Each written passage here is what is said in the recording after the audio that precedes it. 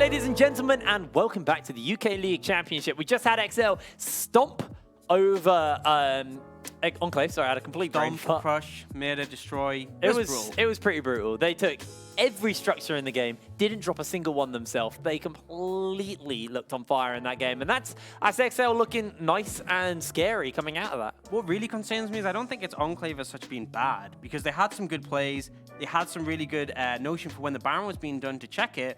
It just felt like XL were really good. So, you know, I hope that next week will be Enclave's week and they'll be able to get some points on the board. But going up against the #1 team in the first round, it's rough. It is rough. You know, I mean, it's rough, but you know, like you said, there was some glimmers. There were some real strong moments for Enclave. They found that pick bot lane.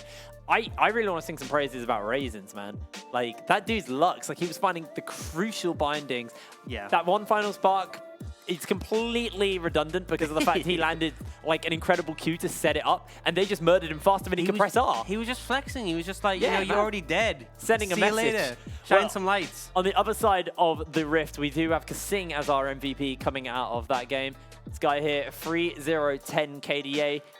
That's a big kill participation. I mean, the Vision score, that, yeah, whatever. But like that kill participation, yeah, almost 80%. All the proactive plays, a large part was coming from him. He set them up. He goes in with the drone storm, as you called it. And then the fears as well were so big in just setting up these plays. And the absolute confidence to just like flash in whenever it was up, basically, get a fear onto someone and have the team follow up, especially when it was on a pick that isn't as meta as a lot of the picks. You know, Raisins playing Lux was great on it, but Lux is pretty stable at the moment. Kasing shows that he doesn't need to play things in the meta. He'll play whatever he wants and be successful. A bit like Demise last week, actually. Yeah, but absolutely. A little bit of a change. Let's have a little look at our next matchup, which is going to be Phelan versus Barrage. I'm pretty excited for this one. Yeah, I am as well. I believe we do have some highlights for that match, so we will be able to have a bit of a look at those. Yeah, let's have a little look at these highlights coming out of... Okay, so... Sorry, I'm well confused on where we were for a minute. So the big thing with these highlights is one of the issues that Phelan had consistently was vulnerability to flanks. And we can see here against Dablis, Khan finds a great opportunity. And even though they actually see Gragas over here, they still end up falling for it. Khan gets a massive 3-man stun.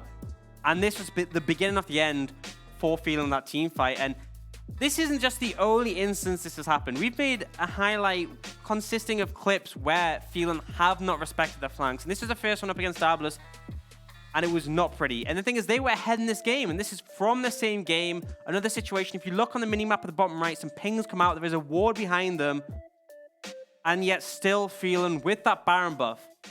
Usually that's the great situation to be in. You have that Baron buff, you have control, but TP is ready for that cannon. They step up too far, TP is going to come in, and once again, Phelan not checking their flanks, not being aware of the potential for a TP, and yeah, they just get crushed once again. Chimera on this Anivia, who is huge in this game, unable to do anything, instantly put into the egg, and it's just great follow-up. Yeah, I mean, like, I remember when we were watching this, I was getting physically, I was kind of getting a little bit tilted watching it because it was like, they were in a position to win, yeah, but they just kept leaving their flanks open, and multiple times Kakan set them up with massive ultimates. We also saw Phelan also, Barrage also attempt the flanks as well. That was another kind of key point as well. Yeah, and this is another one from the same game. Once again, Kakan looks for the flanks, and this one's a bit weird. He stood in the bush. He didn't even teleport. He stood in the bush, and then he walks in, and they're just like, oh. And they don't decide to walk to the side. They just walk straight through him. Another great ult from Kakan. And although they only get soft in this situation, he's the jungler, and you do not want to lose your jungler at this point of the game. And they just able to push. And this is actually, this is a different one. This is when they were up against Demise, when we saw the Garanumi. But once again, a flank comes in. And this is the issue Phelan have had, is that they've had some really solid plays. They've looked like a good team, but they're on 0 points because again and again, they get punished by these flanks.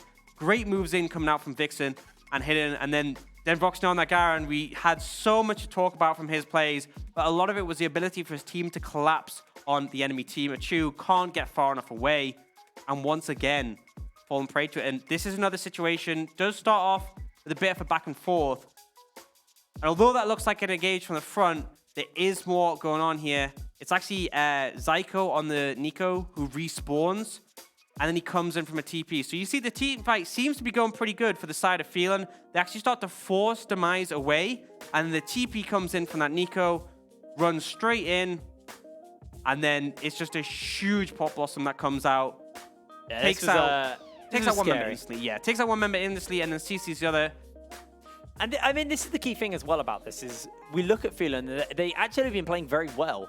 It's just this vision control, it's these flanks. It's not playing with respect to what the enemy team are able to setting up against them, and that's what keeps catching them out. So Phelan, if they want to take this win, they need to start warding their flanks. They need to start playing around the vision because it feels like they've just got complete disrespect for the power of vision. Yeah, and respecting the TPs as well, because I'm not going to pretend that you should always be aware of every ward that's behind you. I know that's not always possible. There are going to be situations where one snuck in, but you have to be aware of the TP. If you don't see someone, assume they're looking for a flank or assume they're looking for a TP, especially when it's champions like Nico and Kennen who do it so well. Yeah. And I feel like if they let this be the bane of them again against Barrage, I'll be pretty disappointed because other than that, they have looked like a really good team. They've put up some good fights. Let's have a little look at our team. Starting up on the blue side, it is obviously going to be the Wolves themselves. Phelan, Zizzle in the top lane, Soft, Jungle, Chimera mid, Achu ADC, and Wisdom as support.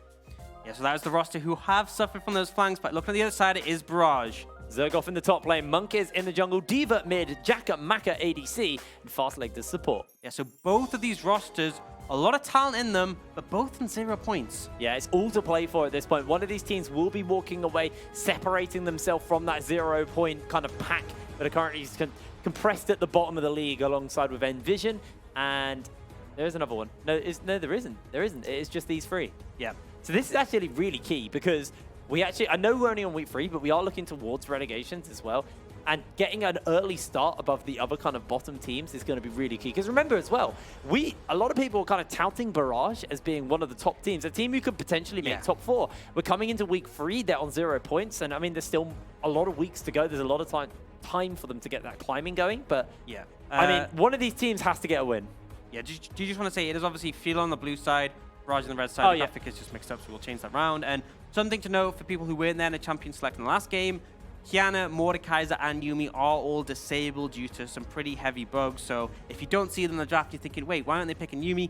That is why. Those champions are unavailable. But we see a lot of pretty strong champions being banned away. There is that Aurelia, is that Silas, which you saw last game. Both those on the side of XL pretty successful. And then Nico Lux being banned away by Phelan. And the final one will be that Aatrox. All right, well, we rapid fire through those bans now as we head into pick phase. First thing's going to be open, and it looks like we might have a Sonatarek or Sonatarm. Yep, it is possibly the last match you will see Sonatarm because he's getting gutted on 9-14, but still very strong on this patch. Sona being the AP carry, hugely impactful, and then you do have the flexibility of both of those. And now it's over to Barrage to answer. And the question is going to be, what would you want to take up against the Sona? We've seen various attempts to try and corral the Sonatarek or the Sonatarm, and I feel like Barrage may well have a trick up their sleeve. Well, they're going to be locking in the Sivir for the moment, so just going for the bit of shove, hard That's shove. not a trick up their sleeve, yeah. I understand it. It gives a lot of scaling. It gives a lot of shove potential. But the concern has to be, how are you ever going to chip down a team composition with Sona if you go for the ricochets? However, the engage potential, that's definitely something to complement. So they could find an opportunity to shut down Phelan if they get a quick engage. Depends what they pair up here. With their next pick. They're going to lock in the Karma, so that could potentially be top lane. It could be support. Could be mid. I'd really like to see them pick something that's going to be able to set them up for success on flanks, because we talked about it. Phelan, their weakness has been their warding. Sivir enables you just to run at the enemy team while someone comes in for the flank, and you get that really successful pincer off. Yeah, and if there's anything that works really well against the Sona plus X comp, it is flanks, because she's great at kiting away with the extra movement speed she offers and the healing. She can survive poke damage. Will be that Sona Tom coming in. So a flank is so impactful because now that Tom, he doesn't get the increased movement speed or even normal movement speed when he's eating an ally, he is slowed down massively. And what that means is, as Tom Kench, when you're playing defensive, you eat someone who's been locked up or is in danger, you turn around and you spit them out. That is basically all you can do to offer safety. So if you're getting flanked and there's danger on both sides, you don't have a good option. And that's why, I really hope Phelan find the opportunity to just defend against these flanks. They will go for the Sejuani as well. So that's a lot of lockdown coming out from those 2 picks already, and a ton of bulkiness. Alrighty, well, that is it's a very hard team to cut through. A lot of tankiness, a lot of sustain as well, because I remember it was, I think it was Prosper who talked about like the way that Sona Turret works and the way that Sona works is it's kind of like playing Overwatch where there's just a constant stream of healing. Like it's not in League where you just chunk them and then you can force them out. With Sona, it's like during the fight there's healing, there's top-ups, and everybody's you waste sustaining. the Taracle and you just go in and you win. Yeah, and I mean with Tonkanchi gets the Grey Shield as well, he kind of, it's not quite the same effect, but at least for him, it's kind of almost like 2 health bars, like a boss who has 2 health bars you got to cut through before you can kill him. And they are going to lock in something that offers hard engage here for Barrage. So they're going to go for the Jarvan. That is something that could potentially set up a flank. You know, gets a good flag and drag over a wall behind Phelan. Cataclysm, the key members in. And I mean, what's Tom going to do at that point? Absolutely. And so we will see the bans come out. Rengar is actually a target ban towards Zizzle, who plays Rengar top lane. And I think it makes sense because now I'm looking for Phelan to secure some strong solo laners. And I would like the emphasis to be on melee picks. Melee picks tend to be really good with Sona compositions because she can make them survive against a poke and then allow them to give extra speed and damage going in. But also, when you have a Sejuani, melee champions are so great at stacking up that passive. And so I'd love to see some really strong, you know, maybe a Jace in the top lane could be good for Zizzle. But for now, Barrage are looking to try and clamp down on that. Well, the Akali also getting taken away here by Phelan. Barrage have 6 seconds left before they make their final ban. What are they going to look towards? Are they going to continue to pinch Zizzle? They lock in the Yasuo ban, which means kind of target towards Chimera and Zizzle. It's a flexible ban. Yeah. I don't know if we saw a 2 player last season. I don't think we did. Don't think we did. I feel like it was one of the ADCs that didn't pick it up. Yasuo is obviously one of those big melee solo laners that can be really good with the Sejuani, so I like to see it found away. Doesn't mean that something like a Jace is still a possibility if Phelan wants to go towards it, but we'll be going over to the last ban, and both teams have their solo laners left open, and they actually ban away the Jace themselves, so maybe Zizzle doesn't want to play against a champion. He has something in store, but wouldn't have a good matchup in something with such strong laning phase as the Jace. The question for me is who gets the counter pick for Barrage? I mean, this Karma still could technically be a support, but if Barrage want to send that elsewhere, they can lock in the support now and flex the Karma between mid and top lane. So curious to see what Barrage decide to go for. They're really thinking down what they want to be doing, and they're going to lock D.Va in the Corki. So not revealing their top or support quite yet. So one of the big blind, well, the 2 big blind picks on this patch are Corki and Azir. Basically, when you don't know where to go, when you're scared of counter picks, you go Corki or Azir. They both scale pretty well. They both have a lot of safety in the mid lane. However, here, my concern is Corki's, one of his strengths is his poke. And you're up against a Sona. She's pretty good against poke, so maybe I would have preferred to see the Azir coming out, but this may be a comfort thing coming out from D.Va.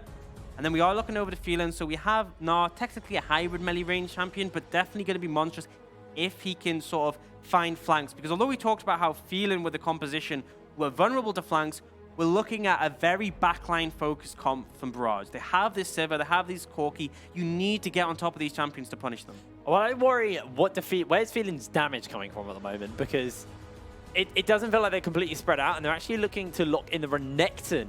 So sending that mid lane, I'm assuming, at this point? I mean, that's the thing, is that a surprising amount of damage comes from this AP carry Sona. You think that it's just a shield and the healing, but if you look at the likes of, I believe it was, I think it was Viper who played it in the LCK, he did so much damage on that champion. You absolutely just murder everyone in front of you. And I think in that regard, it does have a lot of strength, and they do have enough damage, especially when you're up against squishy champions like the likes of Barrage. But my concern is that when you're up against a Sivir Corki, if you don't get on top of them, it's going to be pretty dangerous. And we do now see the Camille coming in. Be interested to see where everything ends up panning out, because right now, they're actually hovering. No, they're moving at top lane. Yeah. It's not Magic Felix. We're not seeing it. But I was like, we could see a Camille mid, and then the Corki goes against the Gnar in a range versus range matchup. It would be pretty spicy, but no, I think they are just going to put the Camille top. Offers them some element of split push in the later stages, because that is something you can do, which is strong against the side of a Sona composition, is split the composition up. Yeah. Because they like to be grouped to get all that healing, shielding, and speed. I'm curious about how this mid lane works now, because it's Corki versus Renekton. Obviously, if Renekton gets on top of him with Slice and Dice, then Corki's kind of dead. But outside of that, like, how does this work? Is it just Corki's just going to poke him out the whole time? Corki wants to farm up. You want to ideally be able to trade with him. You've seen a lot of Corkis go Klepto just to fuel that gold generation, so you're in a great position to do that. However, I feel like the Renekton is just going to dash in on you, look to stun. And you can Valkyrie away, but your Valkyrie's on a pretty long cooldown. Plus, it's 100 mana. So if you just do that every single time the Renekton dashes in, you're eventually going to either run out of mana or be caught without cooldowns and die. I feel like it should be okay. But my other big concern is that you're not just against Renekton, you're against Renekton Sejuani. That is a great combo for setting up stuns. Well, I believe we actually have a little bit of a tweet coming up here. So finally get some memes. I did ask for them in the beginning of the last game. You did absolutely, and we said save Lee's job by sending us in tweets. Yeah, I want memes. That's what I want. So we'll see what kind of juicy memes you guys have got coming up for us. Hopefully, I've up nice and soon. Actually, while we're just waiting for that meme to come up, I actually want to talk a little bit about our matchup to watch was Jakamaka versus Achu. And it's Sona versus Sivir. So I kind of just want to scrap that bit of paper and throw it out the window at this point. Scaling. We love it. Oh, boy. I mean, like, all the other matchups are super hype, but the matchup to watch. Yeah.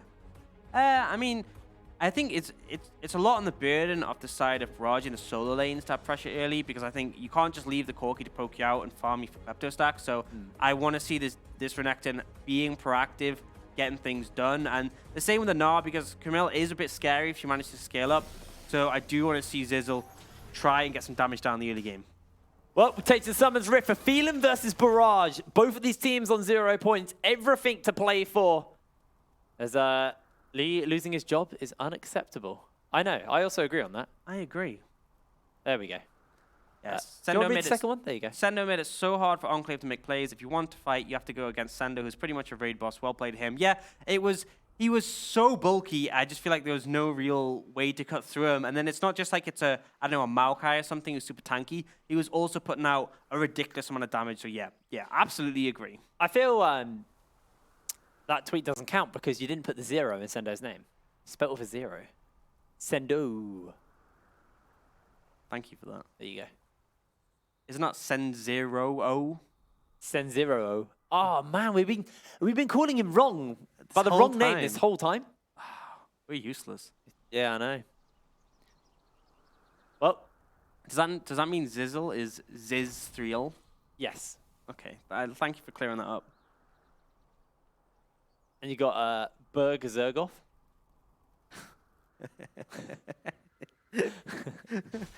Bitch, sound like you said big as hero.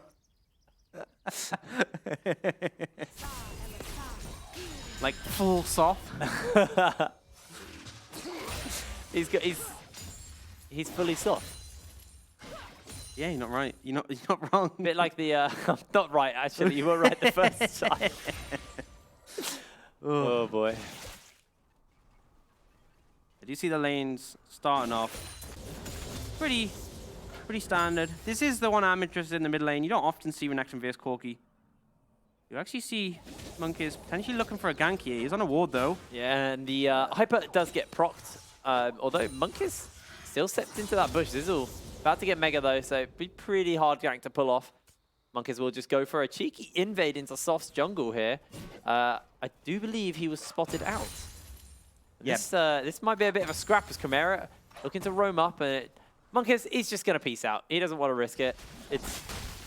He doesn't want to have happen to him what Enclave had happen to them in the last game. Yeah, because that was not good. We did some analysis in the break, and we worked out that the invade Enclave did was definitely negative for their team. Actually, he's not level 3. Wait, he is level 3. I'm amazed. There's minion wave. Okay, cool. Don't worry. I'm being silly. Because he got into melee range of D.Va, and I was like, why don't you just go in? You got the damage, man. But actually, there's a lot of minions. It's level 3. You're going to lose a lot of HP doing that. Yeah, so interesting fact, for anyone who doesn't know. Minions do damage, and if you take aggro from them, they will do damage to you. So always watch out for those minions. You are true. You are true. They're looking for their revenge. So you live in a house, right? Yes. Cool. So, what sort of question is that? It's a all right. Do you want to let me lead on to the next point? No, I think I'll just let it sit for a bit. Well, you live in a house. I might have to let it sit because Soft is looking to make something happen here. Into this top lane, the hop forward is Zizzle trying to stack up that Hyper, trying to get the damage onto Zergoff. The hook shot will be interrupted by the Arctic Assault, but Zergoff makes his way out.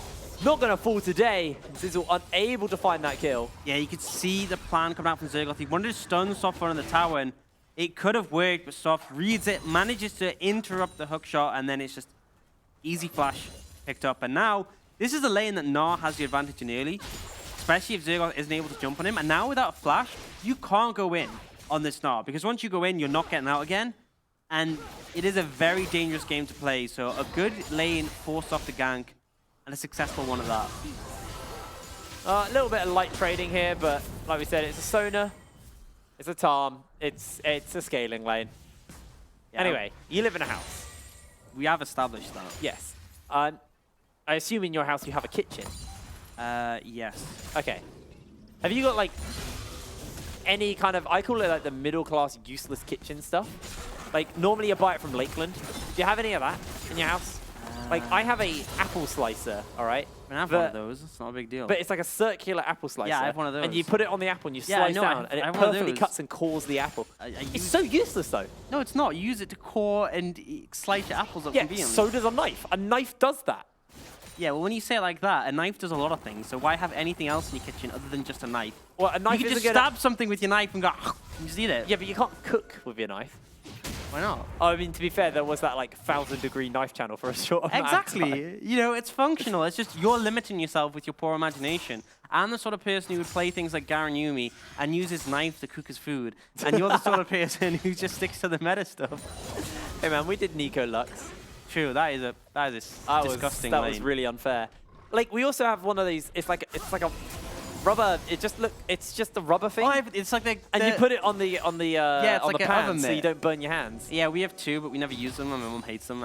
Yeah, I just use a tea towel. We own these things. I just use a tea towel. Would use actual oven gloves. You gotta have something kind of useless in your like. Well, I've just said I have those two things you said. It's just hard to think, you know. I don't take stock of my kitchen every day before I leave to come cast. I'm not like, oh, let's check what utensils I have Could in you my do a stock kitchen. take for next week for me? Okay, I can. Like, I also have one of these, like, it's a weird thing with wires, and you put an onion in it, like a peeled onion, and you press, and it, like, dices the onion.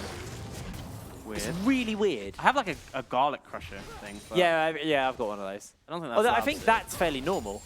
What's defined as normal, though? You know, it's normal to me, but maybe to someone else it isn't. I mean, a garlic A crusher... vampire wouldn't have a garlic crusher. You know? Does a vampire own a kitchen? Or is it just a purely, like, an appearance thing? Like, Well, I mean, I assume they don't need the bathroom. Like, do vampires shower? I mean, I haven't watched Twilight recently, so I can't really answer these questions. Is that the only source of vampire goodies? As Zizzle is going to jump on to Zergoff here as he's just going to walk away from that play. Zergoff does come out the better though from that fight. Did also have monkeys hanging about with him. Yeah, just have that ult now, so it would be tricky for Zizzle to escape. Yeah, vampires. So they wouldn't have it. We've established that. Okay. I Well, guess someone who doesn't like garlic. hey guys, I want to keep the conversation going. So we need to keep Lee's job. So if you guys tweet us any useless kitchen utensils you have, I'd like to see. Make sure you use that hashtag UKLC. Otherwise, Lee won't spot it. And he'll Can't lose see job. it without that hashtag. I don't know why. You tell me. But if you don't put UKLC, he won't be able to find your tweet and won't be able to put it on the stream, and then we'll have to fire him. Yeah, which would be... It's a dog-eat-dog world, mate. It'd be a moderately sad day, you know. There could be worse things. He wasn't here last week. I missed him. Yeah, I guess. All right, well, it looks like Barrage had enough of our yapping, and they're looking for the play. The good gnar into the wall. The teleport's coming in. Zizzle's flashed away, and Diva, forced to run out. A Chew comes in to save the day, and the rest of Phelan looking to collapse coming. here. Here comes the Crocodile, and he's looking for a new pair of leather boots as Barrage will make their way underneath the tower and out of there. That was really anticlimactic. We're like, come on, Chimera, let's go. Dive the tower, kill him. Oh, he decided to make the smart play and just back away. Wisdom is now alone. And is Loathsome in the bot lane. I don't think he's too worried about that. He can still pick up the farm. I mean, he still would be He's picking up the missed farm. all of the minions. He doesn't care about the minions. He's actually just going hard. The teleport's coming in, stacking up those stacks, and here comes Zizzle hopping forward. Looks for the boomerang blade. The slow does connect. He is going to take a bit of chunk from Jakamaka. Yeah, and Barrage is just able to disengage. We've had a fairly action-packed game so far, but no kills as of yet. You can see, well, I mean, like, all of these teams are itching for that fight, itching for that moment to make a play happen. They want to pull ahead. They want to get their first win of the split. You know, neither of these teams have made it past day one. And, you know, it's been a few rough matchups. I believe Barrage played XL in their first week, if I'm right. I think that's XL and Eminem. Yeah, so Barrage have had a really rough first few weeks, and Like we were saying, on paper, we thought they were a team who would be better. We thought they would be a top 4 team, but we're playing the other top 4 teams or the top 3 teams. Yeah, they still could be in theory because we did kind of peg up XL and M&M to be above them if they were in 4th place. So there's still a chance for redemption, but obviously Phelan can cut that short if they manage to come out ahead of this game. Would put them on the board, and maybe they can work to take the place. I'm really been enjoying Chimera as well as a player. This guy played the Anivia on his first week. Yep. Now rocking the Renekton into Corki. Like, it wasn't even like the Yasuo power matchup, as Zizzle actually looks for a little bit of a trade onto Zergoff, but... Well, because mostly you see Renekton mid picked into melee matchups. Like, I could feel like it would do well into something like Camille mid, Sur mid, Aurelia mid, but taking a Corki, that's a real alpha move. It does very quickly proc the Sejuani stun, so if they do end up in a skirmish and you just use that in power W, I believe it just instantly stacks it. I'm fairly certain it at least gives you one auto attack away at the least. It's like 1, 2, because you do 3 autos with it. Is it 3 you need? It's 4. Oh, we can see here. Yeah, it's 4. Monkeys has 4 on, gets stunned up by the permafrost. That's going to be the ulti to engage, and Zergoff coming in to save the day. Monkeys goes golden. And that's going to be the slam into the ban, and the first blood's going to get picked up already. 2 kills have been picked up, 1 apiece here, and D.Va still continuing to try and pump out some damage. Monkey's going to make his way over the wall.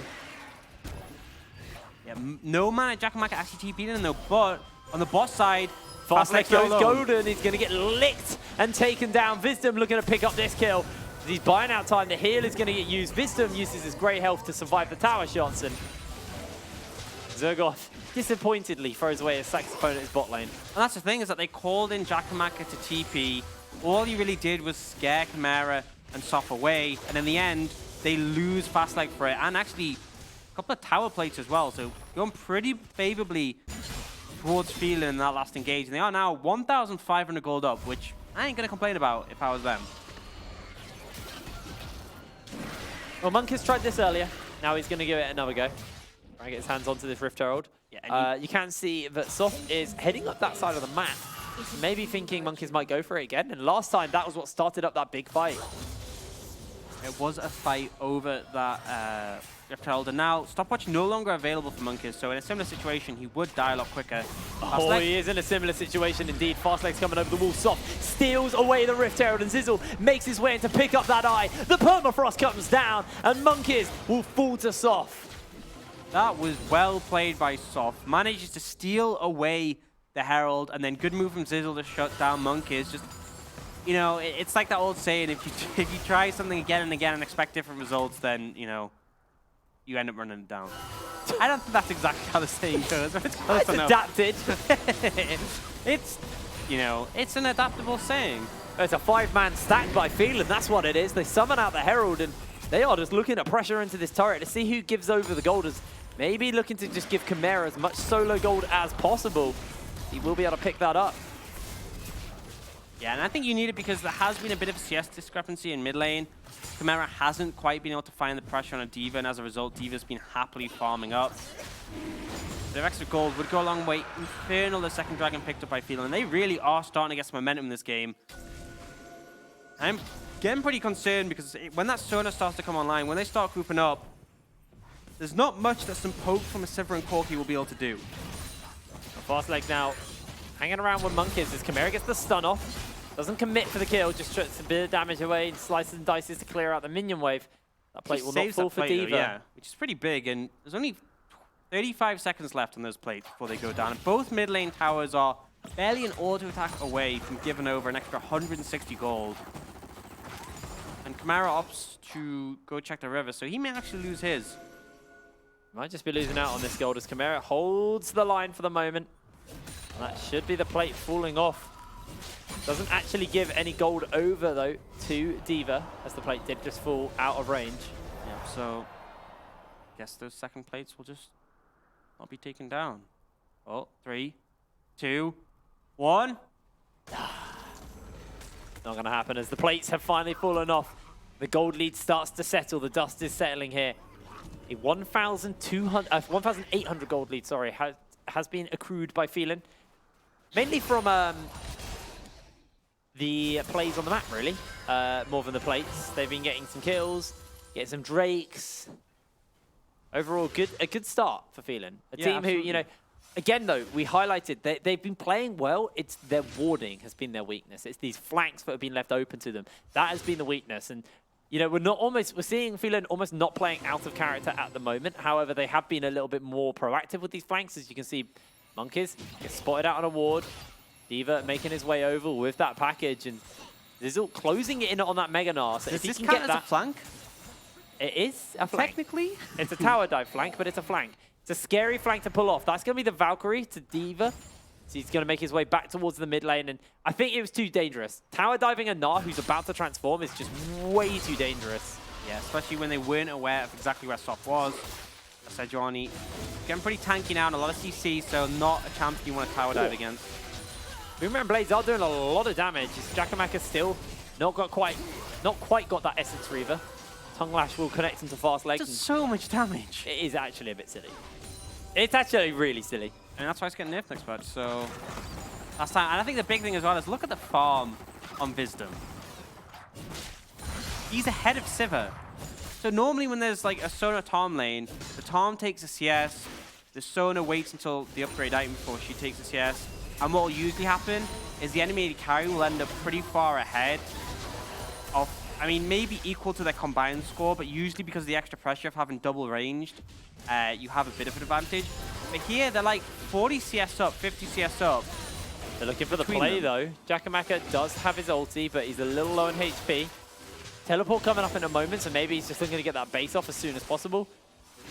Monkeys hasn't been spotted out. That ward very well placed, though. If he does step forward, he will get caught out, and they're looking for that play. Monkeys flags and drags, the Cataclysm's in, the teleport's on, chews up a chew for the moment, and now Zergoff jumps in with a hook shot, gets interrupted, the Crescendo connects onto them, and now Zergoff jumps into the backline with the Hextech ultimatum as Monkeys gets caught in place. Chimera locks him down, throws down the Ignite, it's not enough to burn for the kill, and Phelan hunting in the 5v5. Nobody will fall here.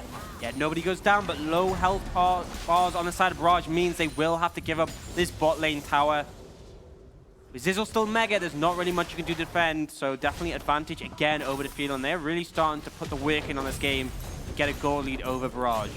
And first Star of Blood will definitely be given over to Phelan as they continue to mount their gold lead over their opponents. Meanwhile, in the mid lane, D.Va is going to be able to pressure onto this turret. Decides to get just a base off. He's closing in on that Triforce. It's a big power spike for the core key, so doesn't want to overcommit, doesn't want to get caught out. As that's a good boy. You're farming up a Storm as well. 187 CS on this core key is very significant when it is one of these scaling champions. My concern is, though, it's just when you look at the bot lane of Phelan, the fact that the Tahm Kench has that much farm already is pretty crazy. And then Sona also, yes, is obviously behind the farm, but because of the stacks he's able to get from the Frost Fang, I mean, if observers can give us a look at the gold, it tells a very different story. And we do see 500 gold up on Jakamaka, but the crazy thing is Wisdom has higher gold than either of the carries in the bot lane. Wow. That's going to be a tanky catfish. And that's the thing, actually, with these kind of lanes, you need to look at the total gold. Because the total gold is so much larger for Phelan, because it's 5,700 gold on Wisdom, and Fastleg is just sitting on 3.4k. Yeah. And it's the fact that, you know, Wisdom is ahead in gold of Jakamaka, which you could expect. He's got a lot of farm, but the fact that also a Chew is up in gold, and that's how the Frostmancy works. You get free gold from your Klepto, you get free gold from your Frostfang, but it's just a bit weird to see when you're that far behind CS between the carries and still up in gold, and that's a sort of concern for me, but counterpoint is that so much gold is on this Tahm Kench, and that is sort of inflating the gold lead for Phelan a bit. Because this Corki's at 200 CS already at 18 minutes. Ooh. Optimistic. But you actually look at what this results in with the gold lead. Wisdom has finished up his support item, and he's also got himself a Knight's Vow, which is currently connected to a Chew, which means a Chew is even harder to chew through. When you compare it to what Fastleg's got, and he's sitting on components. Yeah. So it's just a complete support item and a full item compared to an incomplete Spell Thief's. There's just a Frostfang at the moment, and components towards his, I believe it would be an Arm Center or Redemption. No, it'll be a Redemption, the items he has so far, I believe. Yeah, unless he Redemption. switches things midway. But, I mean, the big thing for me is that, yeah, there is a definite gold lead in the bot lane, and yeah, the support has an item advantage, but it's a support. My concern is still going to be this mid lane where D.Va is just farming up a Storm, because if he gets a big item lead, that is a lot more concerning than a Tahm Kench who's fed. Especially when it is still a support Tahm Kench. He's not got the same levels that a solo laner would have. Because D.Va's level 13. He's level 13, he's super farmed, he's working towards his second item. He will be monstrous later on. And Corki is one of these champions who scales incredibly well. My only concern is that the poke has limited efficacy up against a Sona. Sof is looking for a play. That's going to be the hook shot. That is bad. Zergoff jumps in forward. A tower shot will make its mark. And in comes the Tahm Kench with the Abyssal Voyage, delivering a Chew and Wisdom. Hook shot goes over the wall. Zergoff takes a tongue lash as he gets slowed down. Sof looks to capture him out. The Hextech ultimatum is used, and Zergoff is cooked alive. He is taken down. Phelan have 4 kills to 1. And a 3,100 gold lead to go with it. Yeah, it's the worst sort of timing when you jump in for a trade just as the enemy jungler turns up. But in return, he did buy some time. Barrage were able to get that mid tower. However, Phelan are looking to answer. What can Barrage do in this mid lane? They have a lot of wave clear with the Sivir, but just too many members stacking up with 2 bigger health bars. Makes Jakamaka's life really hard. That's going to be the ulti laid down onto Monkeys. They chain the CC, but it's not enough to secure a kill as Monkeys will make his way out. Wisdom has the grey health to work with. The slows and the rockets have been connecting. And Barrage able to take down this mid lane turret. Do not lose theirs. A solid defense is mounted by them. They hold on to mid. Good moves. I honestly thought Monkeys was going to go down there, but just manages to survive against all that burst coming out from Phelan. As a result, they will defend that tower, but a lot of damage done top. However, Zergoth will show up in time to defend that one. Now has a Triforce himself. He's in a pretty good position. Obviously, Zizzle is doing quite well in the Snarl as well. Later stages is when I get more concerned about the Camille in the side lane. She will get to the point where she scales incredibly well, and Zizzle may not be able to handle her. But for now, he's very comfortable in that lane matchup. Wisdom just playing some wards here. Nice to see Phelan playing respect towards flanks for once. It's what we've been looking for. Although I feel like, I mean, Camille flanks are okay, but it's not quite a Kennen or a Nico, which you've seen in the other weeks, which was the real concern. Top lane, it actually looks like Sof is maybe setting up for a play on to Zergoff. Zergoff's pretty pushed, though it's quite hard to make that actually work. Wisdom's ult is up again, so anytime a fight kicks off in another lane, he can just ult him and potentially a Chew as well up. But the concern is now that they need someone to help Chimera defend mid, because he is not enough just on his own against all those members. And now this tower is just gone. Yeah, this top lane tower will fall down here to Phelan. This tanky front line, this hard engage they have is being a real problem for Barrage so far. D.Va is able to take down the bot lane turret though, continue to mount himself a gold lead, and looks like he's actually building towards that rapid cut fire cannon as his next item, instead of going towards the Infinity Edge, which is something we've been happy seeing a few times. I think it makes sense because with the rapid fire cannon, you have a bit more sustained damage. You also can get those long range autos off. I think Infinity Edge definitely makes your abilities do more damage because of the raw AD. And if you get a bursty crit, it's great. But I think the poke isn't as relevant against the side of Phelan. I'm not sure how much decision making he put into his build. Some people do just have a preference for the attack speed. Some people prefer with more damage. But I definitely think that the Infinity Edge, the poke, just probably wouldn't be significant enough to deal with the Sona. And we do actually have... Don't know if that was a bug. I think that must have been a little bug with the spectator. Yeah, maybe there was no pause. There might have been a pause that we didn't see. Yeah, potentially. We'll see. It could have been a quick one so that we didn't end up catching it. There are a couple of seconds of us, but Wisdom is here. He is moving about. They are looking for this play. You can see Jackamak is holding as much as he can. Able to clear out those wards, but again, Phelan actually do not have their flanks particularly well warded anymore. A lot of that vision has started to be cleared out by Barrage, and Barrage not really punishing them for the moment, as you can see Sof is trying to get up the 4th Drake for his team. And Phelan are just not letting them even step forward. They'll secure a mountain, which is definitely a big asset if they want to secure those neutral objectives later, which I'm absolutely sure they will. And now they are looking for this tower Barrage are grouping to defend, and actually a ping comes out on the wall behind them. The TP's coming in. They're looking for it. That's going to be Monkeys engaging onto the backline. A 4-man Cataclysm pins them all in place. He gets taken down. Hextech Ultimatum is available, but a great crescendo connects onto everybody. Phelan are starting to run through Barrage. A massive gnaw by Zizzle, and that's another one picked up for Chimera. D.Va, the only one to stand. Phelan find a huge engage and crush Barrage. And Barrage look for the flank. We've seen it work so many times before against Phelan, but this time they have a Soda, they have a Tom, they have some tanky front line. It's not enough to take them out. The flank comes in, but it's not successful. And now D.Va wants to try it. He's on top of Wisdom. Wisdom looks to gobble him up.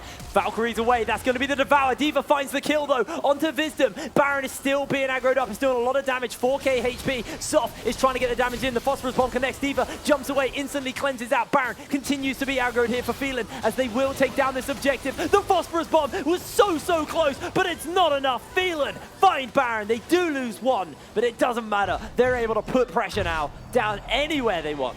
Yeah, and they now have complete control of this game.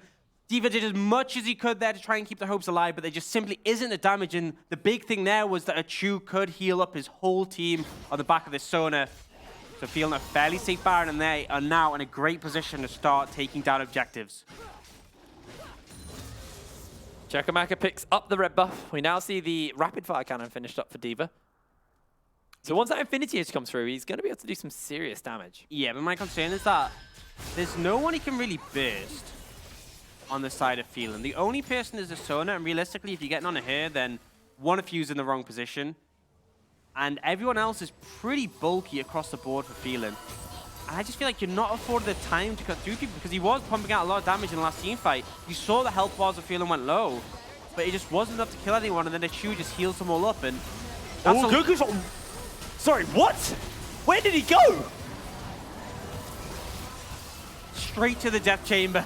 Chakamaka gets exploded I by need a slow-mo damage. replay of that. It looks like Phelan actually just looking to sink this battleship. Achu just chunks Fast Leg down to just 6 HP. D.Va is going to be caught out and taken down. Soft picks up that kill right here, right now. And Barrage are now spread thin with low HP, trying to defend their base. A Tongue Lash looks to try and find his mark onto one, but it's not going to be enough as Zergoff is able to get his way out of there. As Monkeys is taken down by Chu. This man is doing so much damage, and Phelan, they are crushing into the base. They're going for the play. They need to try and defend those. Barrage are trying everything. The Nexus is being focused out by everybody on Phelan. The redemption's going to come down to try and keep them alive. As the Nexus falls, the battleship is sunk and Barrage go down. Phelan find their first win.